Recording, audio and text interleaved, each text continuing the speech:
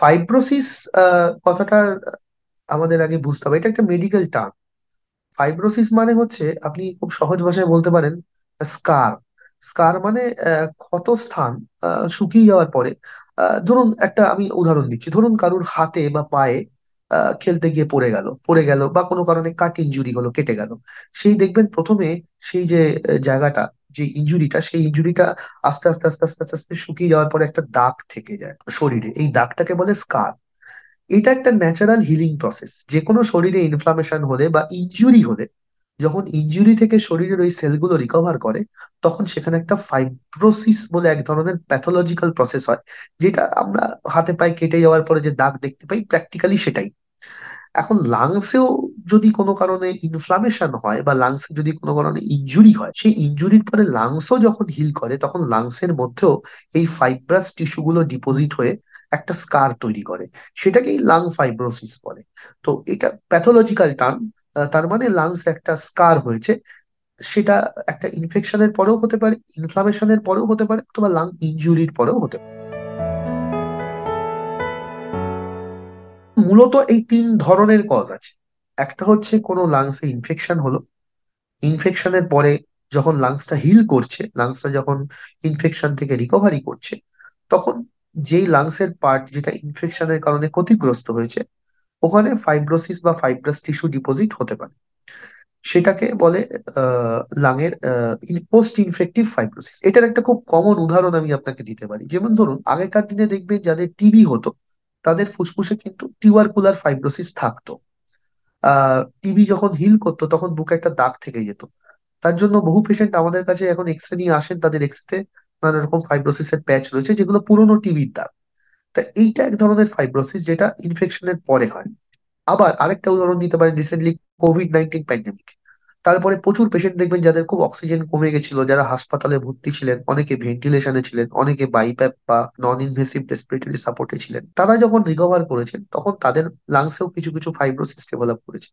এই জিনিসগুলোকে বলে পোস্ট ইনফেক্টিভ ফাইব্রোসিস। একটা ইনফেকশনের পরে আপনার ফাইব্রোসিস হলো, সেটা টিবি হতে পারে, সেটা ভাইরাল ইনফেকশন হতে পারে কোভিড এর মতো।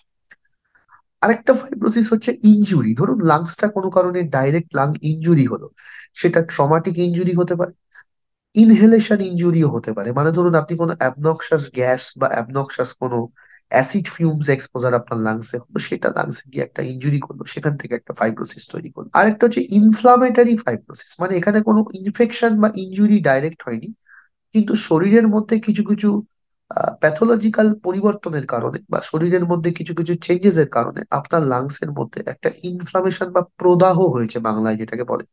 এই প্রদাহর ফলে লাংসের মধ্যে ফাইব্রোসিস ডেভেলপ করলো। তো জেনারেলি এই তিন রকম টাইপের ফাইব্রোসিস আমরা ফুসফুসে দেখি। তো এই ফাইব্রোসিসটা নিয়ে একটু মিসকনসেপশনও আছে মানুষের মধ্যে, মানুষ একটু ভয় পেয়ে যান ফাইব্রোসিস টার্ম শুনলেই। তো সে ব্যাপারে আমরা যত ডিসকাশন করবো এই কনসেপ্ট বা এই এই ফাইব্রোসিসের ব্যাপারে আরো কিছু কথা আমি বলবো, যাতে আপনাদের মধ্যে ভয় ভীতিটা কম থাকে। এবং যে কোনো লাং সিমটম যেরকম হয়, ফাইব্রোসিস একটা ছোট ফাইব্রোসিসে সেরকম কোনো সিমটমই হয় না প্র্যাকটিক্যালি। সেগুলো সবই এক্সরে বা সিটি স্ক্যানে ইনসিডেন্টালি ধরা পড়ে। ধরুন অন্য কোনো পারপাসে আপনি সিটি স্ক্যান করলেন, সিটি স্ক্যানে দেখলেন একটা ছোট ফাইব্রোসিস আছে, সেটা ওনার ক্ষেত্রে কোনো, ওনার কোয়ালিটি অফ লাইফে কোনো ইম্প্যাক্টই ফেলছে না, কোনো সিমটমই হচ্ছে না। যেই ফাইব্রোসিস নিয়ে মানুষের মনে চিন্তা, বা যেই ফাইব্রোসিসটা নিয়ে আপনারাও কনসার্ন বা আমরাও কনসার্ন সবাই, সেটাকে বলে প্রোগ্রেসিভ ফাইব্রোসিস। মানে একটা ফাইব্রোসিস হয়েছে একটা জায়গায়, সেই জায়গা থেকে ফাইব্রোসিসটাকে ক্রমশ বাড়ছে এবং ছড়িয়ে পড়ছে, সেইটাকে বলে প্রোগ্রেসিভ ফাইব্রোসিস। এবং এইটা বিভিন্ন ধরনের লাং ডিজিজে হয়, যেগুলোকে ইন্টারস্টিশিয়াল লাং ডিজিজ বলে বা আইএলডি বলে। এই আইএলডি জনিত ফাইব্রোসিস গুলোকেই আমরা বেশি কনসার্ন এবং বেশি চিন্তিত। এই আইএলডি রিলেটেড ফাইব্রোসিস পেশেন্টরা কিন্তু মূলত কাশি, শ্বাসকষ্ট, শ্বাসকষ্টগুলো মেডিকেলি আমরা প্রোগ্রেসিভ শর্টনেস অফ ব্রেথ বলি। মানে ক্রমশ শ্বাসকষ্টটা বাড়ছে, আজকে যতটা 2 মাস পরে একটু বেশি, 3 মাস পরে তার থেকে একটু বেশি, এই প্রোগ্রেসিভলি বাড়তে থাকে। এবং কাশি, মূলত এই দুটো সিমটম নিয়েই পেশেন্টরা ইনিশিয়ালি প্রেজেন্ট করে। আইএলডির ফাইব্রোসিস যত বাড়তে থাকে, তত অক্সিজেনের ঘাটতি শরীরে বাড়ে, এবং তখন আরো রেসপিরেটরি ফেলিওরের সাইন সিমটম ডেভেলপ করে। ফলে ফাইব্রোসিস নিয়ে যেটা জনমানুষের যেটা বেশি চিন্তা, যে আমার লাং শুকিয়ে যাচ্ছে কিনা বা লাং আস্তে আস্তে ড্রাই আপ হয়ে যাচ্ছে কিনা, সেটা চিন্তা কিন্তু মূলত এই আইএলডি রিলেটেড ডিজিজ গুলো নিয়েই বেশি। আর নর্মালি যেটা ধরুন পোস্ট টিউবারকুলার ফাইব্রোসিস বা পোস্ট ইনফেক্টিভ ফাইব্রোসিস, সেগুলো কিন্তু প্রোগ্রেসিভ ফাইব্রোসিস হয় না। এখানে একটা উদাহরণ দিই। করোনা ভাইরাস যখন প্যান্ডেমিক হয় 2020 প্রথম থেকে শুরু করে শেষ অবধি, তখন আমরা প্রচুর পেশেন্ট পাচ্ছিলাম যাদের লাং খুবই ড্যামেজ হয়েছিল, খুবই ফাইব্রোসিস হয়েছিল, কোভিড ফাইব্রোসিস যেটাকে আমরা বলতাম, দেখবেন মিডিয়াতেও তখন বা নিউজেও প্রচুর এসেছিল কোভিড ফাইব্রোসিস। এই কোভিড ফাইব্রোসিস পেশেন্টদের তো আমরা ফলো আপ করলাম, প্রায় ধরুন 4 বছর হয়ে গেল। আমি লোকেদের মাধ্যমে একটা মেসেজ দিতে চাইছি যে কোভিড ফাইব্রোসিস পেশেন্টদের কিন্তু বেশিরভাগ পেশেন্ট, তারা কিন্তু ফাইব্রোসিস আগের থেকে অনেক রিজলভ করে গেছে। এটা প্রোগ্রেসিভ ফাইব্রোসিস নয়। কোভিডে যে ফাইব্রোসিস হয়েছে সেটা রিকভারেবল ফাইব্রোসিস। সেই ফাইব্রোসিসটা কিন্তু অনেকটাই ফুসফুস রিকভার করেছে। বেশিরভাগ পেশেন্টদের ক্ষেত্রে এখন ফাইব্রোসিস রিলেটেড আর কোনো সিমটমও নেই। কাজেই ইনফেকশন রিলেটেড ফাইব্রোসিস গুলো কিন্তু অনেকটাই রিকভারেবল বা বলতে পারেন ম্যানেজেবল। কিন্তু এই প্রোগ্রেসিভ ফাইব্রোসিস বা আইএলডি রিলেটেড ফাইব্রোসিস গুলোই আমাদের মূল চিন্তার কারণ, যেগুলো কাশি, শ্বাসকষ্ট এবং রেসপিরেটরি ফেলিওরের সিমটম নিয়ে মূলত প্রেজেন্ট করে।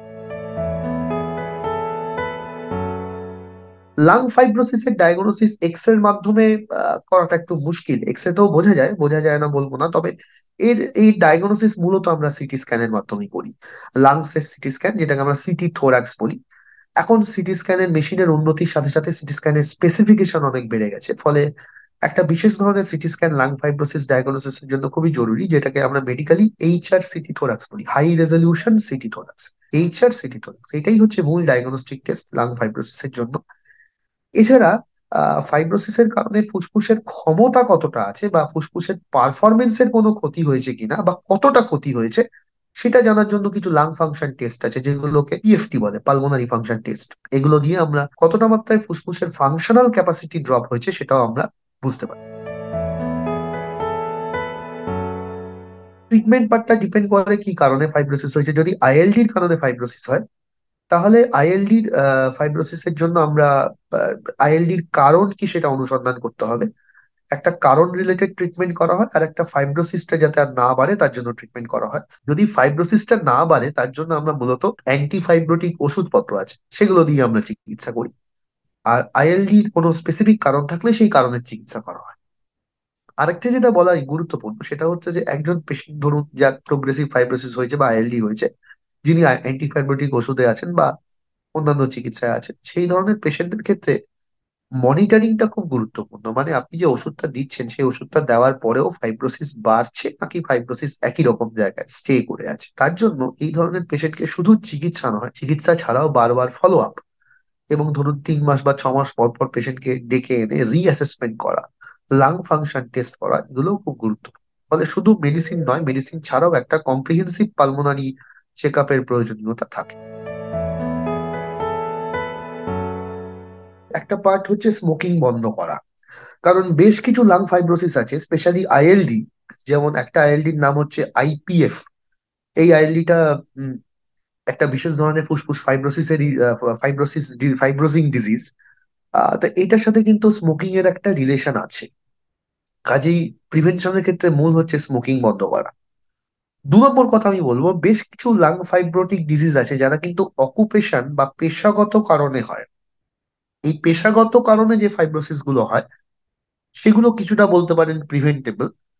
তার মধ্যে একটা উদাহরণ দিই। একটা ডিজিজ আছে যেটাকে আমরা বলি নিউমোকোনিওসিস। নিউমোকোনিওসিস মানে যারা কোল মাইনে কাজ করেন বা কয়লা খনিতে কাজ করেন তাদের এই রোগটা হয়। এটাকে একটা ভালো নন মেডিকেল টার্মও আছে, যেটাকে আমরা বলি কোল মাইনার্স লাং।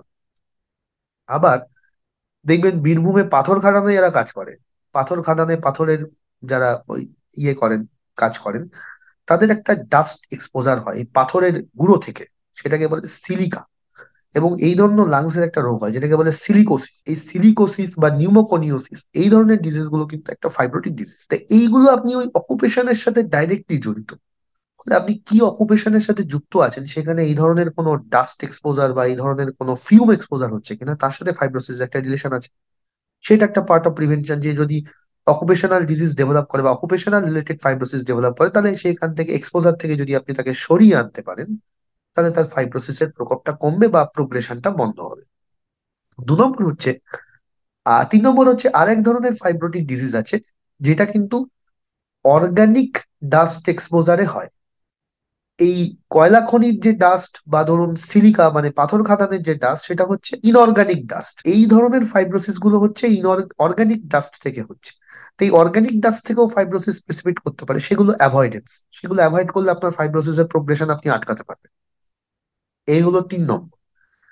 আর 4 নম্বর প্রিভেনশনের ক্ষেত্রে আমি বলি, কিছু কিছু রোগ আছে যেই রোগগুলো লাংসে ফাইব্রোসিস করতে পারে, কিন্তু মূলত রোগগুলো লাংসের রোগ নয়। যেমন ধরুন রিউমাটয়েড আর্থারাইটিস। রিউমাটয়েড আর্থারাইটিস একটি বাতের রোগ, যেটা মূলত জয়েন্টে হয়, কিন্তু এই রিউমাটয়েড আর্থারাইটিসে ফুসফুসের ইনভলভমেন্ট হতে পারে। তেমনি অনেক রোগ আছে যেটাকে অটো ইমিউন ডিজিজ বলে। অটো ইমিউন ডিজিজ কিন্তু ইনডাইরেক্টলি ফুসফুসে ফাইব্রোসিস করতে পারে। সেক্ষেত্রে যদি কারোর অটো ইমিউন ডিজিজ থাকে, তার কিন্তু এক্সট্রা প্রিকশন নেওয়া উচিত, তার ফুসফুসে ফাইব্রোসিস হচ্ছে কিনা সেটার জন্য যা যা প্রিভেন্টিভ মেজার্স নেওয়া বা যা যা প্রিভেন্টিভ ইনভেস্টিগেশন করা, সেগুলো তাকে ফলো আপ করতে হবে।